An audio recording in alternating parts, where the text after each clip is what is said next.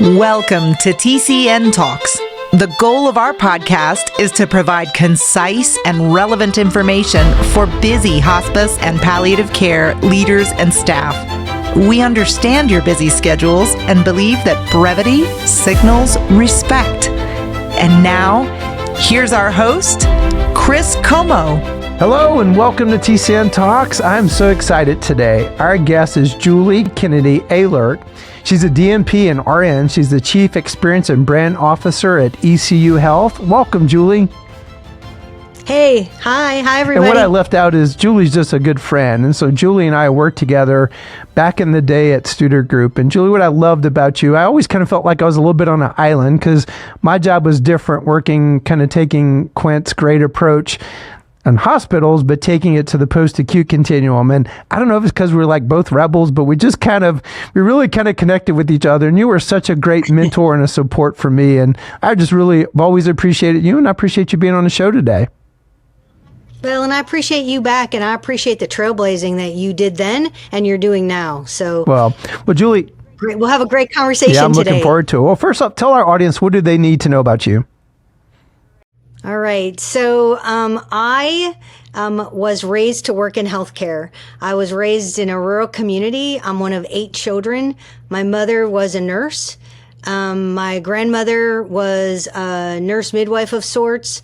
And I think as a number 6 child, I always was trying to take care of people. I think I was just like born to be a nurse. And when I was And this shows my dedicated nature is when I was like 12 or 13, I used my older sister's driver's license so that I could look like I was 16 so I could be a nursing assistant at a local nursing home, which I worked with my mom and my sister. And I just feel like healthcare is for me, and I'm for healthcare. I've worked in healthcare my whole life, and I am no less passionate about it now as when I wanted to be a nursing assistant so bad and I wasn't old enough. And I don't see any other place for me but healthcare. It's so fulfilling. And even in these crazy times, it's just so heartfelt. And Julie, just because I've gotten to know you better, you left one key part out about you have a child who actually worked in hospice. Can just brag on her a little bit. Yes. So I have 2 children. I'm blessed. And my older son works in healthcare. He works in finance and healthcare. And then my younger daughter is a nurse. She became a nurse. I'm so proud of her. And she has a deep love for home health and hospice, and particularly home hospice. She left acute care during the pandemic. She said, I just don't feel like I'm using my nursing heart. And I was surprised because I've been an acute care nurse, ER trauma nurse for most of my career. And she went to home hospice and she fell in love and she found herself there. And I'm very proud of her. And I think that through her, I have found my own tribe with home hospice and just the heart that's in that work. And that's how we kind of refound each other. And one thing I have to tell you that I got the opportunity to talk to your daughter recently. We had a Zoom with each other, and something she said about you and about, of course, your title has Chief Experience Officer in it. And she talked about how even as the family that let's make an experience of it. We're going to go do this, make an experience of it. And that made a cool impression on me. Like it made me think about my July 4th celebration as a family coming up in a totally different way. So I just wanted to pay that forward to you. That felt like what a great piece of wisdom. Like let's make it an experience with each other. So you let that part of who you are transcend every part of your life. I thought that was cool. The memories. And when you think about people's last days or months on this earth, what do they have but the memories and the memories you help them create? Yeah. I mean, memories are powerful and memories are the experience. Something I picked up years ago, it was from a talk show host when I lived in Houston, Texas. And he would say, make some deposits into the memory bank. So every holiday, that's my last words to our team, make some deposits into the memory bank. Yeah. I didn't connect the dots till just now. It's kind of Julie's version of make it an experience. Well, Julie, how we got reconnected, MPHI called me and they said, do you know Julie Kennedy? I'm like, heck yeah. Like, what do you think about her being a keynote speaker at our Las Las Vegas big annual MPHI summit. I'm like, that would be awesome. I didn't know Julie was kind of speaking in our segment. And so that was so cool for me to play such a small part. And in one of the calls, they said, we had all the CEOs on, and they said, hey, Chris, since we're having Julie be our keynote speaker, can you say something about her? And so that was just awesome because you knocked the ball out of the park, Julie. I think you were absolutely the best presentation. And you just had a great stage presence. And so I'd love for you to talk about that a little bit on this podcast. The title of your talk was What's Love Got to Do with It? And I'd love to actually name our podcast that today. So can you share just some of the key points? Yeah. Because, people were talking about it afterwards. Our Telios members are like, Julie, can you introduce me to her? Like you were such a rock star. That's so nice. That's so nice. It was a great audience. It felt so good to be talking to these wholehearted people. So I got a call. I did a podcast with American Nurse Association called See You Now. And it wasn't actually a podcast. We were just chatting. And that podcast was their Christmas series a couple years ago. And then people started hearing it. And it was really about love. I had written an article called What's Love Got to Do with It, which is really a strategic way to look at how you run healthcare. And what's really interesting about that article is it was one of the top articles, downloaded articles, and I got asked to speak at the World Nurse Congress. And I told this story on stage, and I think people felt me a little because this was, right before the pandemic-ish. And I was pretty excited to speak at the World Nurse Congress. I was worried. And a lot of the articles there are very scientific. Well, love is an art and a science, and it's a strategy. And so I decided I was going to do my presentation. I was first up. So I was opening the session. And I decided I'm not going to use graphs. I'm going to be true to myself. And I'm going to talk about love. And I got up there, my slides were beautiful. I love butterflies because they're transformational. And I got done talking about my article, and the room was silent. And I picked up my stuff, and I walked down the front aisle. And I wasn't upset. I thought to myself, they're not ready. They're not ready to associate love with healthcare. They're not ready. So then I stand on the stage, and I have a whole group of people that are so ready. They're like, yes, love has everything to do with the work that we do and how we treat our team members. So for me, it was really uplifting. It was just a great day for me. It's so fascinating for me. I'm reflecting, Julie. And so you might remember my background. So I worked corporate America, Fortune 50, KPMG, Pete Morwick. And it was providential how I ended up in hospice. My wife was from Pensacola, Florida. And she pointed to the Help Wanted ads because we really wanted, we're thinking about starting our family. Wouldn't it be cool to live near family? So we live big Houston, Texas. But basically what happened is she pointed to Help Wanted ads and she said, I don't know why, but you're supposed to look at that. So I literally was like Dorothy landing in the land of Oz. And here I am, big, accountant, corporate America. And I'm like, where the hell have I found myself? But you're so right. I mean, this heartfelt aspect. And so when I kind of reflect on my career, it's probably been doing a bit of both, is having that head and heart and balancing head and heart. And I remember when we start working together in Studer, I remember something that Quint used to always say is that your typical hospital is measuring 600 things. And I took that quote he would say, and I'd use it in my hospice work, and I'd say this. And I said, I wonder if hospitals have forgotten why they're measuring what they're measuring. And almost as a cautionary tale for us within hospice, because one of the things that the beauty of working with you and all the great student coaches, I said, what's happening in hospitals is coming to hospice. We're going to have all this data. We're going to have 5-star ratings. None of that was in hospice space. And sure enough, it actually has come. So now we're having to measure a lot more stuff, which is much more, right, cerebral, kind of left brain.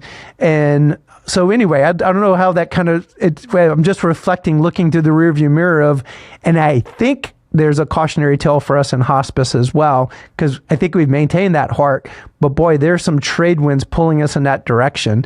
As you kind of reflect back on hospital, do you think that's kind of part of it, is all the data and the measurements? Not that those are bad things. Yeah. And I think the tactics too. When you think about processes and how I use cultural transformation theory, and it was eye-opening for me. So hospitals got very process driven, healthcare did, processes, interventions, measurement, and that's fine with a balance of something else.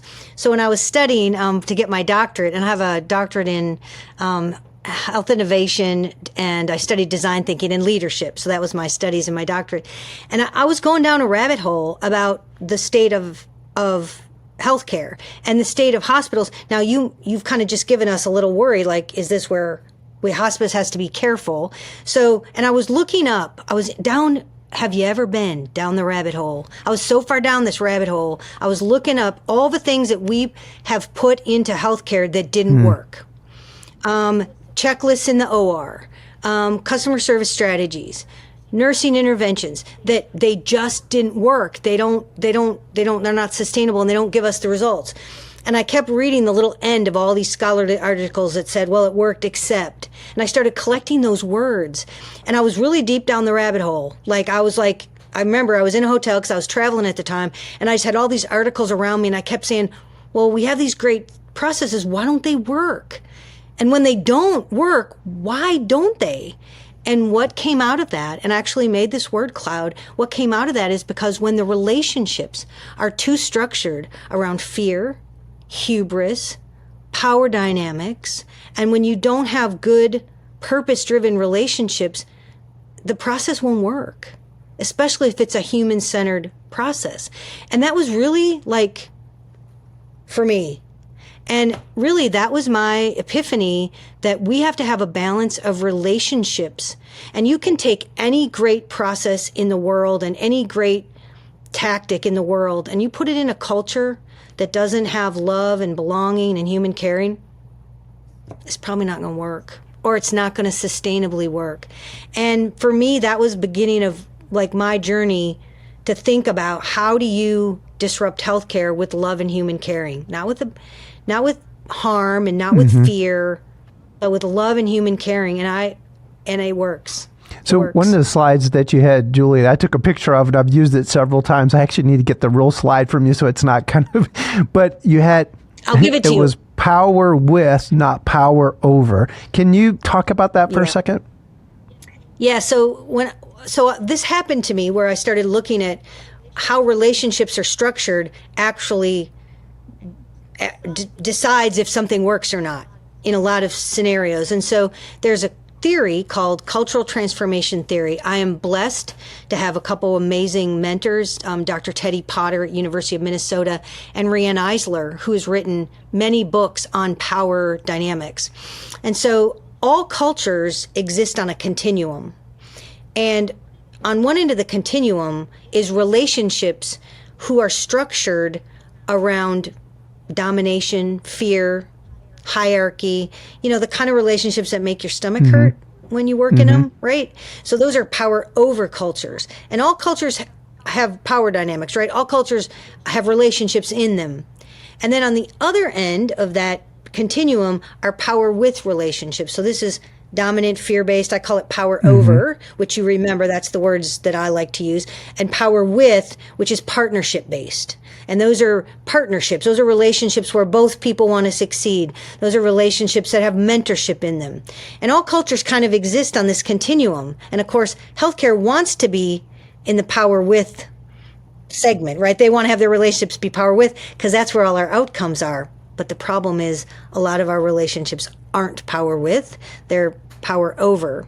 And then this begs us to think about how we talk about culture, because culture is kind of a unicorn word, kind of buzzy, but we used to define culture as how we do things around here. Like, hey, it's how I do it. It's just like a fish in a bowl. But the reality is that I believe culture is structured by culture is defined by how we structure our relationships with each other. How you treat me, how I treat you, how you treat the front desk person, how I treat the EVS worker. And in those relationships lies culture, and that's very actionable. So we use cultural transformation theory and the concept of power over power with to really remind our entire organization that those relationships we need to be moving to power with. And what lives in power with is all the outcomes we want: better quality, better experience, better psychological safety, innovation, mentorship. And so that's what I like to work on, right? Is what do you do? How do you operationalize a power with culture? Thank you to our TCN Talks sponsor, Delta Care RX. Delta Care RX is also the title sponsor for our May and November 2023 Leadership Immersion courses. Delta Care RX is primarily known as a national hospice, PBM, and prescription mail order company. Delta Care RX is a premier vendor of TCN and provides not only pharmaceutical care, but also niche software innovations that save their customers time, stress, and money. Thank you, Delta Care RX, for all the great work you do in end-of-life and serious illness care. So, you, in your presentation in Las Vegas, you talked about some tactical things. So I'd love to tie in what you just said. So you talked about some things like organizational listening, stay interviews. Yeah. So can you kind of tie the two together in what you just said to some of those tactical things you'd shared? Yeah, so there's levers that you can pull. And, what's interesting is a lot of times organizations with really good intent will bring in a strategy from somewhere else, plunk it down, and be like, okay, I should get the same results as they did. It doesn't work that. Would it be so simple? But it's really not like that. And so I like to pull a variety of levers in different areas to try to soften that culture to get to those power with relationships that gets me to all of those outcomes that I want. And so some of those things like organizational listening, I'm all about organizational listening right now coming out of the pandemic. Most organizations are really good at cascading down. And I would call that power over, right? I'm just going to cascade information down to you in the organization. I send a memo. I do a town hall virtually, but I turn off the chat function, right? And we need that one-way communication. But what's magical is the two-way communication. Do you leave your chat function on? Do you have town halls where people can talk to you? Do you have breakfast with your team? Do you also provide time where team members can talk to each other and design? And so organizational listening is very power with, right? We're all talking about it. We're designing. We're thinking about ways to be better. And again, I think organizations think that they're communicating if they just push stuff down. And I think right now we have to push up and we have to push across. This is interesting. So Julie, something I used to say actually, again, it was such a great privilege working with all the amazing coaches like you that were working with hospitals, trying to move patient satisfaction. And we didn't have any of that within hospice and then predicting this is where we're going.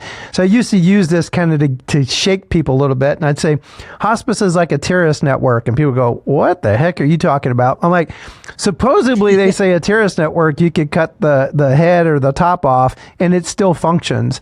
And what I saw in hospice, I'm very biased. I think it's one of the most brilliant models of healthcare devised because it embeds great team principles at the closest level to where the patient is. So you have body, mind, spirit, belief about the patient. You've got a nurse, social worker, chaplain, CNA, the whole team, and they focus on a care plan. So they have to function as a great team there, and they come around the patient and family. It is brilliant design. That's why even mediocre hospices get still pretty good satisfaction if you look at it on a distribution chart. But what I was predicting is this, guys, I feel like I see what's coming. Like hospitals are rated on their Press-Ganey scores. That's going to happen to us. We're going in a future environment. Maybe Medicare is going to be insolvent. So surely we're going to get paid less dollars. So as we'll use an analogy, as the whitewater rapids get more and more difficult, the gravitational pull is like, we are the leaders, guys, and this is where we need to go. And quite often, I was going out doing leadership training in some of these hospices, and the staff is almost like flicking the leaders off their shoulder, like, yeah, you guys go do that leadership thing. We're going to do the real work for the patient and family. But at some point, we all have to work together. And years ago, Stephen Covey used to use a beautiful analogy. He'd say leadership and management is kind of like this. Management, let's say the job is to clear out the jungle. So you got, the people clearing out the jungle. You got the manager sharpening the machetes and, giving water and all this stuff. And the leader's the one who goes up at the top of the tree and says, wrong jungle, which is a good analogy because right now what you're seeing coming out is so different than what's happening today. And so I think you're getting my point, right? The gravitational pull is one way, power over, because we're trying to steer the ship. And so what do you do about that? And especially as it's going to get so much more fast-paced, complex, all these challenges coming at us, because I think the analogy, or not the analogy, but the gravitational pull is, guys, I'm the leader. You got to trust me. We got to do all this stuff. Yeah. Yeah. You know, a couple things about that. The first thing I think that we should all agree to and anchor ourselves in is that patient experience is a lagging indicator.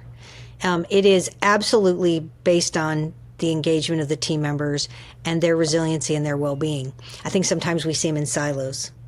And so if we agree to that, then when we have issues with our patient experience, we're going to turn and say, what aren't our team members getting? And that's a very different approach than, I'm going to punish you for patient experience, which didn't work, by the way. All it did was make the team members not love the patients. You will never punish people into loving. Try as you might. You will never punish people into loving. I don't know how often I have to say that to people. You will not punish them into loving. And so I think that's one of those pieces. And then the other thing I think that's really important about what you said is that healthcare has become so complex, all healthcare systems, and the leader can't always see what needs to be done. They can't see the power dynamics. I mean, they can't see down into their organization. I mean, I have so many people. I have to rely on many, many layers. And if they can't see, they need the voice of the team members to come up to them, to help them. They need the diversity of thought. They need the diversity of thinking. And so I think we were structured for that top-down, power-down because it seemed to work. We're too complex for it now. We're too complex. And then the other thing that we did is we siloed the work. You know, there's a culture in your unit, and the data shows us really clearly that if the patients aren't happy, the team members aren't either. So now you have not two problems, you have one relationship problem. And so I think it's the shifting to that way of thinking that will help that leader who's standing on the top say, hey, I need all your great thoughts and ideas, send them up to me up here because I need you, and then say, you know what, we're all interconnected and our results are all interconnected. You know, I love holistic data, like I'm obsessed with it. And when you run data on wellness, well-being, patient experience, team engagement, it almost always correlates and moves in unison. And we just have to agree that that's the way that it is. We just have to stop siloing that work and saying, you know, you got a great team and they love each other. The patients feel it. The quality's good. Finances are good. We're good. But Julie, you provided a really cool slide that was talking about leadership. So where do we need to spend time in the future to activate our strategy and advance our mission? And we'll actually superimpose it on those that are actually watching the podcast. But can you talk about that as far as leadership development? Yeah. I made that slide for our executive team because I think we slip back sometimes, and you're very much a forever student of leadership. I am too. Like, I'll study leadership forever because it's so important. And so when you look at what leaders are learning, probably 85% of it is what we would call hard skills. They learn how to do finances. They learn how to do, read their P&Ls. They learn how to manage their capital budgets. They learn how to manage their staffing models. They learn how to manage their finances, how many admissions they get. That's what leaders learn. And then there's this little tiny slice of a pie that says, what about what we used to call the soft skills, which we now know are the deliverers of all of our necessary results. And so we have to start thinking about balancing that pie to say, you know what, my leaders need to be able to do change leadership. They need to have really good listening. They need to have great empathy, and empathy can be taught.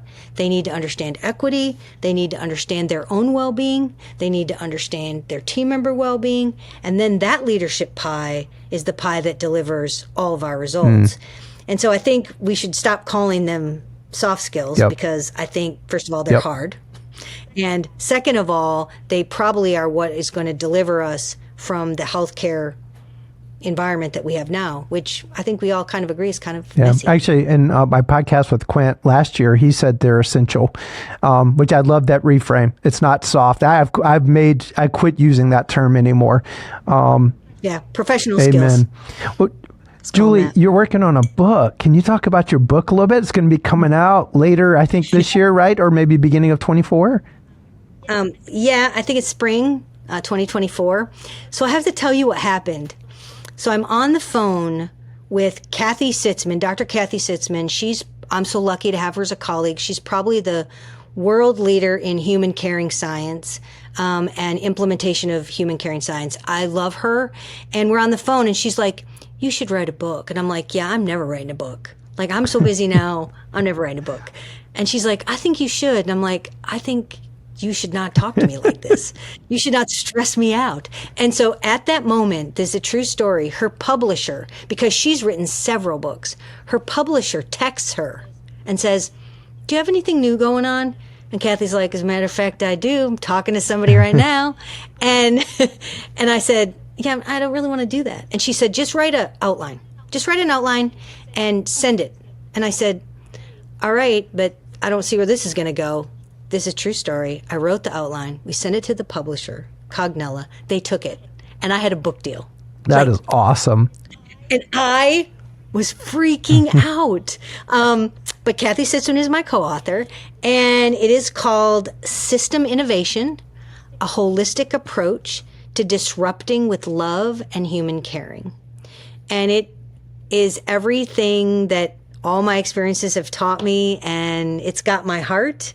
And it's a lot about those levers. So to connect the dots, it's about those levers that organizations can pull to soften their culture, to create a culture where people can thrive.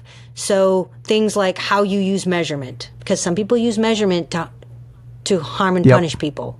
Yep. You agree? Red and green dashboards they hurt people. They can hurt people. How they teach hospitality to make sure it's about love and not about a punitive approach. How leaders respond. How we use our communication as a venue. I have marketing and comms. How do I use my marketing and comms team as literally a vessel for culture disruption? So how do you use your experienced team in different ways? And so it's about that. It's an innovation book, and I'm pretty excited about it, but I've never written a book before, so who knows? And I think it might be a little righteously indignant, too. For those of you who've met me, I mean, it's a little edgy, I think, maybe. Not from you, Julie. I love the rebel part of you. Can people pre-order the book, Julie? Yeah, they can pre-order the book. I'll send you the QR code. We'll include it whenever we push the podcast. Yeah.